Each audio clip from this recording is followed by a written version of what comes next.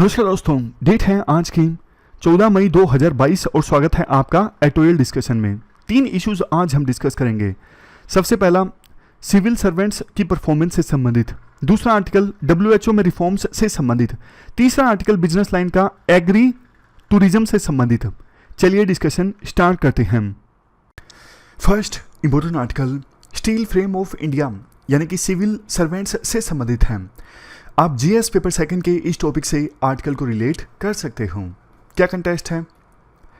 देखो, अभी ना कुछ दिनों पहले की ये बात है, बहुत सारे रिटायर्ड सिविल सर्वेंट्स के द्वारा मिलके एक लेटर लिखा गया सरकार को, जिसमें प्रधानमंत्री मोदी को क्रिटिसाइज किया गया देश की फिलहाल की पॉलिटिकल एंड सोशल सिचुएशन को देखते हुए। इन सिविल सर्वेंट्स के ग्रुप ने अपने आप को कॉन्स्टिट्यूशनल कंडक्ट ग्रुप कहा, यानी CCG। याद रखने की जरूरत नहीं है, सिर्फ कंटेक्स्ट समझने के लिए है। तो इन सिविल सर्वेंट्स ने ना अपनी लेटर में प्रधानमंत्री मोदी को कहा कि आप हेट और वायलेंस की ये पॉलिटिक्स है ना, खास करके माइनॉरिटीज़ के अगेंस्ट यानी मुस्लिम्स के अगेंस्ट, इस पॉलिटिक्स को आप बंद कीजिए। तो इसके बाद कुछ सिविल सर्वेंट्स ने मिलके एक काउंटर लेटर लिखा और कहा ये जो पहले वाला लेटर लिखा गया है ना कुछ सिविल सर्वेंट्स के द्वारा, ये एक फॉल्स नैरेटिव है। हमारे देश में सरकार वायलेंस और हेट की पॉलिटिक्स नहीं चला रही है, ये सिर्फ वेस्टर्न और इंटरनेशनल लॉबीज का कहना है। तो आज के आर्टिकल में राइटर ये कहते हैं, देखो सिविल सर्वेंट्स आपस में लड़ रहे हैं, लेकिन दोनों ना पॉलिटिक्स में इन्वॉल्व होने की कोशिश कर रहे हैं। दोनों ग्रुप के जो सिविल सर्वेंट्स हैं ना, एक सरकार का बचाव करते दिखाई दे रहे हैं और एक सरकार को कटघरे में खड़ा करते दिखाई दे रहे हैं। दोनों ना इस बात पे फोकस नहीं कर रहे हैं कि भैया हमारे देश में सिटीजन्स की सिक्योरिटी, पब्लिक ऑर्डर, लॉ, ये सब मेंटेन करना किसकी जिम्मेदारी है। अब कायदे से देखो, police, magistracy, judicial courts, regulatory agencies, इन सब की जिम्मेदारी है, पॉलिटिशियंस की जिम्मेदारी नहीं है हमारे देश में लॉ एंड ऑर्डर को मेंटेन करना। अगर कुछ भी गलत होता है, police, magistrates, judicial courts, regulatory agencies, इनका काम है एक्शन लेना और गलत चीज को होने से प्रिवेंट करना। लेकिन दोनों जो ग्रुप्स हैं ना सिविल सर्वेंट्स के, उन्होंने सिविल सर्वेंट्स के बारे में कुछ नहीं लिखा, सिर्फ पॉलिटिशियंस के बारे में लिखा। अरे भैया, तुम खुद रिटायर्ड सिविल सर्वेंट हो, अपने जो कोलीग्स हैं, मतलब अभी तो वो रिटायर हो चुके हैं, सिविल सर्वेंट्स के बारे में तो लिखिए ना, किस प्रकार से वो घुटने टेक रहे हैं। पूजा सिंघल का नाम सामने आया इतने बड़े करप्शन में, कैसे सिविल सर्वेंट्स आज के समय में बिहेव कर रहे हैं, इन सब के बारे में भी आप कुछ बोलो ना।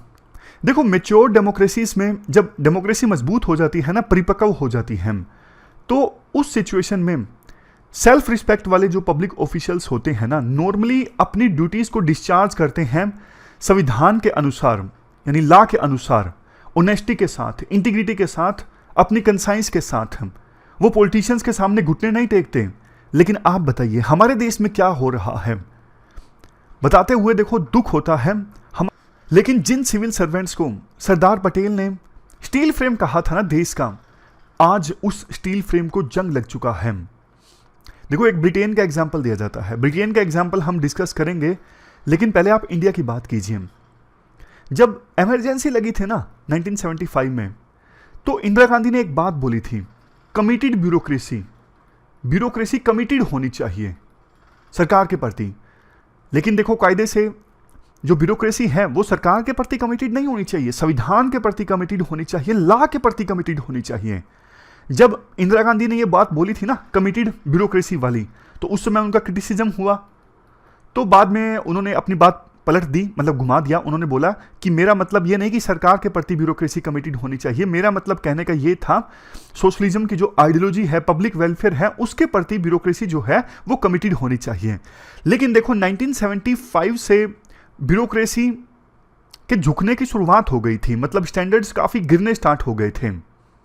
आज तो देखो, सिविल सर्वेंट्स के न्यूट्रल होने की कोई सोचता भी नहीं है। मतलब जो सिविल सर्वेंट्स है ना, मान लिया जाता है कि ये तो सरकार के इशारे पर काम करते होंगे। जैसे अब मैं आपको एग्जांपल बताता हूं, ब्रिटेन में ना कोविड के दौरान रिस्ट्रिक्शंस लगी थी, तो एक खुलासा हुआ कि रिस्ट्रिक्शंस के दौरान ब्रिटेन के प्रधानमंत्री और फाइनेंस मिनिस्टर, प्रधानमंत्री बोरिस जॉनसन और फाइनेंस मिनिस्टर ऋषि सुनक, इन दोनों ने ना नवंबर दिसंबर के महीने में काफ़ी सारी पार्टीज करी, जबकि देश में लॉकडाउन लगा हुआ था। तो इन्होंने पार्टीज कैसे कर ली? इस बात का खुलासा हुआ, एक बहुत बड़ा स्कैंडल क्रिएट हो गया। जांच की गई किसके द्वारा आपको पता है? एक सिविल सर्वेंट के द्वारा, जिनका नाम था सू ग्रे। क्या आप हमारे देश में एज्यूम कर सकते हो कि प्रधानमंत्री मोदी पर कोई एलिगेशन लगे और उसकी जांच एक सिविल सर्वेंट करे और वो सिविल सर्वेंट निष्पक्ष रूप से अपनी जांच करे? नहीं, इंडिया में बिल्कुल भी ये कल्पना ही नहीं की जा सकती कि एक सिविल सर्वेंट प्रधानमंत्री के ऊपर लगे एलिगेशंस, इवन मुख्यमंत्री के ऊपर लगे एलिगेशंस का निष्पक्ष रूप से जांच करेगा या करेगी। लेकिन देखो, जो सू ग्रे हैं, जिनको जांच का जिम्मा सौंपा गया था, उन्होंने बिल्कुल निष्पक्ष ढंग से इन्वेस्टिगेशन की। उन्होंने कहा कि देखो, ये पब्लिक स्टैंडर्ड्स के हिसाब से सही नहीं था, प्रधानमंत्री को उस समय पार्टीज नहीं करनी चाहिए थी जब देश में लॉकडाउन लगा हुआ था। और देखो, आपको हैरानी होगी, सू ग्रे ये जो सिविल सर्वेंट थे ना, इनकी जो जांच रिपोर्ट है अपोजिशन ने भी मान ली और सरकार ने भी मान ली। मतलब प्रधानमंत्री ने इनकी रिपोर्ट के बाद माफी मांग ली। हमारे देश में ना इवन सुप्रीम कोर्ट का वर्डिक्ट आ जाता है तो भी नेता लोग नहीं मानते हैं, नहीं नहीं हम अपील फाइल करेंगे, रिव्यू पिटीशन फाइल करेंगे, मानते नहीं है बिल्कुल भी। सिविल सर्वेंट की जांच रिपोर्ट मानेंगे ये तो आप भूल ही जाइए। उसके बाद देखिए, जब इन्होंने जांच रिपोर्ट दी ना, तो एक्शन किसने लिया? लंदन मेट्रोपॉलिटन पुलिस ने फाइन लगा दिया प्राइम मिनिस्टर और फाइनेंस मिनिस्टर के ऊपर। आप कंपेयर कीजिए, लंदन मेट्रोपॉलिटन पुलिस मतलब दिल्ली पुलिस। क्या आप सोच सकते हो कि दिल्ली पुलिस प्रधानमंत्री मोदी के ऊपर फाइन लगा दे? नहीं नहीं, कोई हिम्मत नहीं है। तो ये कंपैरिजन है। ब्रिटेन ने हमारे ऊपर इतने साल रूल किया, लेकिन सिविल सर्वेंट्स वहां पे अभी भी न्यूट्रल हैं, काफी अच्छे से काम करते हैं। लेकिन हमारे देश में ना सिविल सर्वेंट्स की जो रिस्पेक्ट पहले हुआ करती थी, आज के समय में नहीं है, और इसके लिए वही लोग रिस्पॉन्सिबल हैं। होता क्या है, जिस भी पार्टी की सरकार आती है ना, उस पार्टी की सोच, उस पार्टी की आइडियोलॉजी के बारे में सिविल सर्वेंट्स को पता होता है। तो वो सिविल सर्वेंट्स ना सरकार के व्यू के हिसाब से काम करने लगते हैं कि अच्छा, ये पॉलिटिकल पार्टी इस प्रकार की सोच रखती है। जैसे मैं आपको एग्जांपल देता हूं, सिर्फ समझने के लिए है, आप इसको दूसरे सेंस में मत लीजिएगा। जैसे कुछ एक्सपर्ट्स बीजेपी के बारे में बोलते हैं कि बीजेपी हिंदुइज्म में ज्यादा विश्वास रखती है, तो सिविल सर्वेंट्स तो उसी प्रकार से काम करने लगते हैं। भाई, जो बीजेपी के लीडर्स हैं उनकी सोच ऐसी है, तो वो ग्राउंड लेवल पे ना उसी प्रकार की सोच के हिसाब से काम करने लगते हैं। क्यों? अब रीजंस बहुत सारे हैं। उनको फायदा लेना होता है, जो सरकार में मंत्री वगैरह होते हैं उनसे उनको फायदा लेना होता है। वो चाहते हैं कि हमारी इधर उधर पोस्टिंग ना कर दें, हम जहां पे हैं वहीं पे बैठे रहें, अच्छी पोस्टिंग मिल जाए। इन सब चीजों के लालच में वो सरकार के व्यूज के हिसाब से अपने व्यूज मैच कर लेते हैं और उसी के हिसाब से काम करने लगते हैं। देखो, BR अंबेडकर ने एक बात बोली थी कि जो कॉन्स्टिट्यूशनल मोरालिटी है ना, ये नेचुरल सेंटिमेंट नहीं है, अपने आप से नहीं आती, इसे कल्टीवेट करना पड़ता है, कल्चर में लाना पड़ता है। कॉन्स्टिट्यूशनल मोरालिटी पर यूपीएससी ने क्वेश्चन पूछा था, क्या मतलब है कॉन्स्टिट्यूशनल मोरालिटी? मतलब जब आप संविधान के प्रिंसिपल्स, संविधान की वैल्यूज के हिसाब से एक्ट करते हो ना, तो मतलब आप कॉन्स्टिट्यूशनल मोरालिटी के हिसाब से एक्ट कर रहे हो। तो ये बेसिक चीज है। लेकिन सिविल सर्वेंट्स आज के समय में कॉन्स्टिट्यूशनल मोरालिटी नहीं रखते, अपने एक्शंस में संविधान की धज्जियां उड़ाई जाती हैं, रूल ऑफ लॉ को भी कई बार इग्नोर कर दिया जाता है पॉलिटिकल लीडर्स को खुश करने के लिए। तो ये जो कल्चर है ना हमारे देश में, शुरू में तो था, क्योंकि शुरू में तो वो सिविल सर्वेंट्स थे जिन्होंने ब्रिटिशर्स के अंदर काम किया था, लेकिन बाद में नए जब सिविल सर्वेंट्स चुने गए आजाद भारत में, तो फिर उनका जो कल्चर है ना वो ठीक से डेवलप नहीं हुआ। सिविल सर्वेंट्स को देखो अपनी सोच में ना बिल्कुल न्यूट्रल होना चाहिए, मतलब न्यूट्रलिटी को तो छोड़ना ही नहीं चाहिए। और न्यूट्रलिटी का मतलब क्या है? Independence of thought and action, honest and objective advice. मतलब जब भी पॉलिटिकल लीडर्स को एडवाइस देनी हो ना, बिल्कुल ऑब्जेक्टिव एडवाइस दें, फैक्ट्स के आधार पर कि कानून क्या कहता है। जो पावरफुल लोग हैं ना, उनके सामने सच बोलने की हिम्मत होनी चाहिए। अब होता क्या है, आमतौर पे जो सिविल सर्वेंट्स है देख लेते हैं कि हाँ, सरकार में बैठे लोग क्या चाहते हैं, जैसे मुख्यमंत्री क्या चाहते हैं, मंत्री क्या चाहते हैं, बस उसी के हिसाब से हाँ में हाँ मिला देते हैं। लेकिन सच बोलने की पावर बहुत कम सिविल सर्वेंट्स में होती है कि वो मुख्यमंत्री को जाके बोलें कि जो आप करवा रहे हो ये गलत है, सरकार को ऐसा नहीं करवाना चाहिए। इसके साथ साथ देखो, कुछ पर्सनल वैल्यूज सिविल सर्वेंट में जरूर होनी चाहिए, जैसे self respect, integrity, professional pride, dignity. इन सब वैल्यूज के साथ अगर सिविल सर्वेंट काम करेंगे ना, तो एडमिनिस्ट्रेशन की जो क्वालिटी है ना बहुत ज्यादा अच्छी होगी और इससे सोसाइटी एंड लोगों को फायदा होगा। इसके बाद नेक्स्ट आर्टिकल डब्ल्यूएचओ को रिफॉर्म करने से संबंधित है। आप जीएस पेपर 2 के इस टॉपिक से आर्टिकल को रिलेट कर सकते हो। देखो, इससे पहले कि हम आज का आर्टिकल डिस्कस करना स्टार्ट करें, डब्ल्यूएचओ के बारे में कुछ बेसिक्स जान लेते हैं। यूएन की स्पेशलाइज्ड एजेंसी है, इस्टेब्लिश हुई 1948 में। प्राइमरी रोल ये है कि हेल्थ से संबंधित इश्यूज पर विभिन्न देशों के बीच कोऑपरेशन इस्टेब्लिश करना। हेडक्वार्टर कहाँ है? जेनेवा, जो कि स्विट्जरलैंड में है। हर साल 7 अप्रैल का जो दिन है वर्ल्ड हेल्थ डे के रूप में ऑब्जर्व किया जाता है, क्योंकि इसी दिन ये बॉडी इस्टेब्लिश हुई थी। अगर देखो स्पेसिफिक टास्क की हम बात करें, मतलब जैसे विभिन्न देशों के बीच हेल्थ को लेके कोऑपरेशन इस्टेब्लिश करना, ये तो थोड़ी बड़ी बड़ी बातें हो गई ना। स्पेसिफिक टास्क है महामारी को कंट्रोल करना, क्वारंटीन मेजर्स, ड्रग स्टैंडर्डाइजेशन। देखो, ड्रग स्टैंडर्डाइजेशन का मतलब ये है, जैसे इंडिया में कोविड-19 की प्रिवेंशन के लिए कोवैक्सीन का टीका लग गया, लेकिन अब ये दूसरे देश में अलाउड होगा नहीं होगा, ये कौन तय करता है? डब्ल्यूएचओ ने इसे इमरजेंसी यूज़ के लिए लिस्ट कर दिया कि हाँ, अगर टीका ये लगा हुआ है तो इंडिया के जो लोग हैं वो जा सकते हैं यूरोप में, तो फिर यूरोप के देशों को कोई दिक्कत नहीं है। इस प्रकार से ड्रग स्टैंडर्डाइजेशन के काम करती है डब्ल्यूएचओ, और कोशिश ये होती है कि सभी लोगों में highest possible level of health जो है वो अटेन किया जा सके। इसके बाद थोड़ा सा आप वर्ल्ड हेल्थ असेंबली के बारे में भी देख लीजिए। ये डब्ल्यूएचओ की ना डिसीजन लेने वाली बॉडी है, मतलब डिसीजन इस बॉडी के द्वारा लिए जाते हैं। डब्ल्यूएचओ के जो मेंबर स्टेट्स के जो डेलीगेशन है ना, वो इस असेंबली को अटेंड करते हैं, और डब्ल्यूएचओ के एग्जीक्यूटिव बोर्ड के द्वारा जो एजेंडा तैयार किया जाता है ना, उस पर चर्चा होती है। Main function world health assembly के ये हैं: डब्ल्यूएचओ की पॉलिसीज को डिटरमाइन करना, डायरेक्टर जनरल को अपॉइंट करना, इसके अलावा डब्ल्यूएचओ की फाइनेंशियल पॉलिसीज को सुपरवाइज करना, और जो प्रपोज्ड बजट है डब्ल्यूएचओ का उसे रिव्यू करना, उसे अप्रूव करना। ये रिपोर्ट्स डब्ल्यूएचओ के द्वारा पब्लिश की जाती हैं: world health report, global nutrition report, world vision report, ambient air pollution report, world report on hearing. ये तो देखो हमने बात की बेसिक्स की। अब हम बात करते हैं आज के आर्टिकल की। देखो, कोविड-19 की महामारी के ना तीसरे साल में हम एंटर कर चुके हैं। तो ना सेकंड ग्लोबल कोविड-19 समिट हाल ही में आयोजित हुआ, जिसमें विभिन्न देशों के हेड्स ने पार्टिसिपेट किया, और इस समिट में प्रधानमंत्री मोदी ने बोलते हुए कहा कि डब्ल्यूएचओ में रिफॉर्म्स लाने जरूरी हैं। रिफॉर्म्स इसलिए भी जरूरी हैं ताकि इस ग्लोबल हेल्थ बॉडी को मजबूत किया जा सके, और ये बॉडी आने वाले समय में जो आउटब्रेक्स हैं, डिजीज का आउटब्रेक होता है, यानी कोई महामारी फैलती है, उसे रोक सके, या फिर ऑलरेडी जो महामारी चल रही हैं उनको भी बेहतर ढंग से टैकल कर सकें। इसके लिए डब्ल्यूएचओ में रिफॉर्म्स जरूर आने चाहिए। रिफॉर्म्स की आवाज़ देखो तभी से उठनी स्टार्ट हो गई थी जब चाइना ने इस महामारी के फैलने से संबंधित जो डेटा है काफ़ी लेट से डब्ल्यूएचओ से शेयर किया, और आधे अधूरे मन से तब से विभिन्न देशों ने कहा कि चाइना ने वुहान में महामारी को छुपाए रखा काफ़ी समय तक, और इससे विभिन्न देश अपने आप को तैयार नहीं कर सके। और बाद में देखो डब्ल्यूएचओ ने ठीक से चाइना के वुहान में इन्वेस्टिगेट भी नहीं किया फ्री एंड फेयर मैनर में, ताकि पता लगाया जा सके कि महामारी का ओरिजिन क्या है। विभिन्न एक्सपर्ट्स ने आरोप लगाया कि डब्ल्यूएचओ जो है वो चाइना के दबाव में काम कर रहा है। देखो, अगर हमें डब्ल्यूएचओ में रिफॉर्म्स लाना है ना, तो सबसे पहला स्टेप तो हमें ये लेना होगा, जो मेंबर स्टेट्स हैं ना डब्ल्यूएचओ के, वो ज़्यादा फंडिंग डब्ल्यूएचओ को दें। अभी देखो सिर्फ 25% जो फंडिंग है ना वो आती है डब्ल्यूएचओ के मेंबर स्टेट्स हैं, बाकी तो देखो वॉलंटरी फंडिंग आती है, किसका मन किया दे दी फंडिंग, अदरवाइज नहीं दी। इंपॉर्टेंट देखो ये है, अगर डब्ल्यूएचओ वॉलंटरी डोनेशन पे डिपेंड नहीं करेगा तभी तो अच्छे ढंग से काम करेगा ना, अगर अदरवाइज तो जो पैसे ज़्यादा दे रहा है, जो ज़्यादा डोनेट कर रहा है, उसके दबाव में डब्ल्यूएचओ को काम करना पड़ेगा।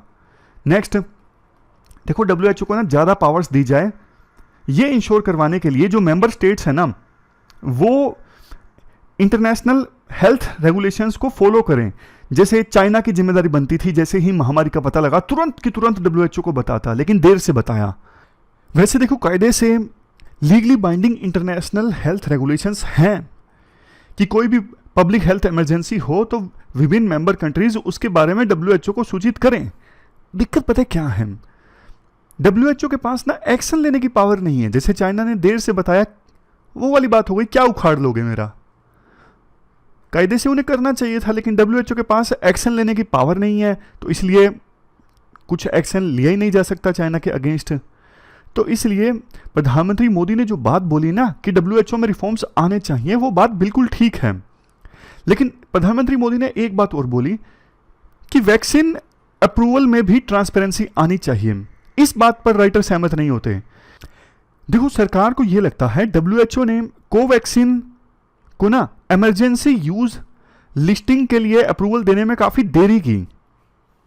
WHO का कहना है कि देखो भैया, हमने देरी नहीं की, आपने मतलब भारत बायोटेक जिन्होंने कोवैक्सीन का निर्माण किया, उन्होंने डेटा काफी देर से दिया, इस वजह से हमने इमरजेंसी यूज के लिए अप्रूवल देने में कोवैक्सीन को देरी की। राइटर कहते हैं देखिए, भारत बायोटेक की बहुत सारी वैक्सीन को ना WHO ने ऑलरेडी अप्रूवल दे के रखा है और भारत बायोटेक ने कभी शिकायत नहीं की कि हमारी वैक्सीन को देर से अप्रूवल मिलता है।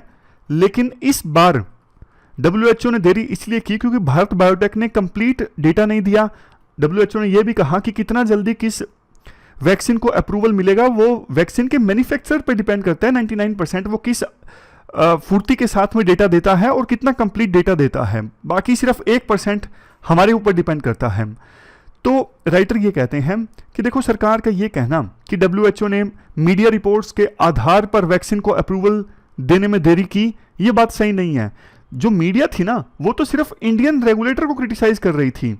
जो इंडियन रेगुलेटर है ना, उन्होंने कोवैक्सीन को तभी अप्रूवल दे दिया जब तीसरे फेज का डेटा ही सबमिट नहीं किया था कोवैक्सीन ने इंडियन रेगुलेटर को। बावजूद इसके इंडियन रेगुलेटर ने कोवैक्सीन के यूज को इजाजत दे दी थी। तो ये तो गलत था ना। इस चीज को इंडियन मीडिया क्रिटिसाइज कर रही थी, ना कि WHO को। तो इसमें वैक्सीन अप्रूवल में जहां तक राइटर अपनी ओपिनियन बताते हैं कि कुछ गलत नहीं हुआ, लेकिन हाँ, WHO एज ए बॉडी में रिफॉर्म्स लाने की आवश्यकता है। इसके बाद देखो, नेक्स्ट जो आर्टिकल है ना, बिजनेस लाइन का है, एग्री टूरिज्म से संबंधित। आप GS पेपर सेकंड के इस टॉपिक से आर्टिकल को रिलेट कर सकते हो। देखो, बहुत बार हमने एक चीज डिस्कस की है, अगर किसानों की इनकम को डबल करना है या फिर इवन रूरल सेक्टर में लाइवलीहुड अपॉर्चुनिटीज को ज्यादा से ज्यादा जनरेट करना है, तो हमें कुछ out of the box ideas को भी सोचना होगा। उसी में से एक है एग्री टूरिज्म। एग्री टूरिज्म में क्या होता है, जैसे किसान जो है ना अपने खेत का इस्तेमाल करते हैं, वो भूमि जो वैसे भी अनकल्टिवेटेड है उसका इस्तेमाल करते हैं टूरिज्म को प्रमोट करने के लिए। आज के समय में देखो, शहरों में इतनी ज़्यादा भीड़ भाड़ हो गई है और अर्बनाइजेशन काफ़ी तेज़ी से बढ़ा है। तो अर्बन एरियाज के बहुत से लोग शांति चाहते हैं, पीस चाहते हैं। तो इस दिशा में अगर हम सोचें ना, तो एग्री टूरिज्म का बहुत बड़ा स्कोप है। इससे ना सिर्फ किसानों को एक्स्ट्रा इनकम डेवलप होगी, बल्कि रूरल सेक्टर में भी देखो, अब टूरिस्ट आएंगे खेतों में टूरिज्म का लाभ उठाने के लिए, नेचर के करीब आने के लिए, तो खेतों के आस पड़ोस के जो लोग हैं उनको भी डायरेक्ट इनडायरेक्ट जॉब्स मिलेंगी ना। कैसे? देखो, बहुत सारी चीजें हैं। अब मान लीजिए टूरिस्ट आए हैं, तो उन रिसोर्ट्स में जो चीज़ें इस्तेमाल होंगी उनकी प्रोक्योरमेंट आस पड़ोस के लोगों से होंगी। उन रिसोर्ट्स में काम करने के लिए जो लोग आएंगे वो आस पड़ोस से आएंगे। बहुत सारी डायरेक्ट इनडायरेक्ट जॉब्स जनरेट होती हैं। तो एग्री टूरिज्म जो है वो देखो एक इमर्जिंग मार्केट है।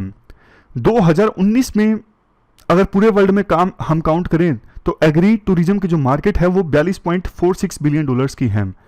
2027 आते आते ये $62.98 बिलियन की हो जाएगी। बट देखो, बहुत सारे चैलेंजेस भी हैं। क्या हैं? हमारे देश में ना ज़्यादातर किसान छोटे और मंझले हैं। उनका बेचारों का छोटा सा खेत होता है, वो कैसे मतलब छोटे से खेत पे वो खेती करते हैं, तो कहाँ पे वो रिसोर्ट बनाएंगे? क्योंकि देखो, डेटा ये कहता है वो मतलब वो जगह, वो साइट्स ज़्यादा अट्रैक्टिव होती हैं जहाँ पर जगह ज़्यादा होती है, खुला एरिया होता है, वहाँ पे टूरिस्ट आना ज़्यादा पसंद करते हैं। अब छोटे और मंझले किसानों के पास तो छोटे छोटे खेत है ना, वहाँ पे टूरिस्ट ज़्यादा आना पसंद नहीं करेंगे। और टूरिस्ट ना, अब दिक्कत यह है जब आते हैं ना रूरल एरियाज में, वहाँ पे भी वो चाहते हैं कि टूरिज्म के अलावा थोड़ी रिक्रिएशनल एक्टिविटीज़ हों, जैसे वाटर पार्क हो। अब बेचारे छोटे और मंझले किसान कहाँ से वाटर पार्क के लिए पैसा जुटा लेंगे? वो ऑलरेडी कर्ज के बोझ तले दबे होते हैं। तो इसका फायदा भी ना ज्यादा बड़े किसान उठा पाएंगे, बड़े फार्मर्स। ये एक दिक्कत की बात है। दूसरा एक चैलेंज ये भी है, कुछ लोग बोलते हैं कि इससे तो किसानों का जो ध्यान है वो टूरिज्म पे ज्यादा हो जाएगा, खेती पे वो कम ध्यान देंगे। तीसरा चैलेंज ये है, अर्बन एरियाज तो देखो ऑलरेडी पोल्यूटेड हैं, ऐसा ना हो कि टूरिस्ट ज़्यादा आने लग जाएं रूरल एरियाज में और रूरल एरियाज भी ज़्यादा पोल्यूटेड हो जाएं, इसका भी डर लगता है। एक चैलेंज ये है, देखो फार्मर्स को ना अवेयरनेस की कमी है। अगर टूरिस्ट आने भी स्टार्ट हो जाएं तो फार्मर बिजनेसमैन नहीं होते। कैसे टूरिज्म को भुनाया जाए, इसके लिए उन्हें स्किल देने की आवश्यकता है। अभी स्किल्स का अभाव है। तो राइटर ना अपनी तरफ से सजेशन देते हैं 2-3। एक तो देखो छोटे छोटे जो मंझले किसान है ना, उनके खेतों को आप ना जोड़ दो। जैसे कोऑपरेटिव फार्मिंग की हम बात करते हैं, टूरिज्म के लिए जोड़ दो कम से कम। इससे क्या होगा, बहुत सारा एरिया एक साथ आ जाएगा और पर्यटन केंद्र इस्टेब्लिश हो जाएंगे। जो प्रॉफिट होगा सारे छोटे किसान जिन्होंने अपने खेत को जोड़ा था वो मिल के कमा लेंगे। जैसे ये एरिया है, यहाँ पे राइस के खेत हो रहे हैं, सारे राइस के खेत हैं, पैडी के, तो सारा जो एरिया है ना उसे जोड़ दिया जाए one district one crop service के तहत। दूसरा, जो एग्रीकल्चर स्टार्टअप है ना उनको भी मोटिवेट किया जाए कि आप भी एज ए इन्वेस्टर आइए, एग्री टूरिज्म में बहुत बिजनेस पोटेंशियल है, आप इसे भुनाइए, ये विन विन सिचुएशन है सबके लिए। सबसे लास्ट में सरकार भी देखो एक इनेबलिंग इन्वायरमेंट प्रोवाइड करे एग्री टूरिज्म के लिए। एग्री टूरिज्म में देखो, टूरिज्म सेक्टर में एग्री टूरिज्म का जो कंट्रीब्यूशन है 15 से 20% हो सकता है, और इसके लिए सरकार थोड़ा ध्यान दे। जैसे अगले साल का जो बजट होगा ना, कुछ अच्छे फंड्स एलोकेट करे ताकि अलग से एक अपॉर्चुनिटी मिले किसानों को इनकम कमाने की। तो ये पूरा आर्टिकल हमने डिस्कस किया एग्री टूरिज्म से संबंधित। हमारी आज की इस डिस्कशन में इतना ही है। Thank you very much for discussion.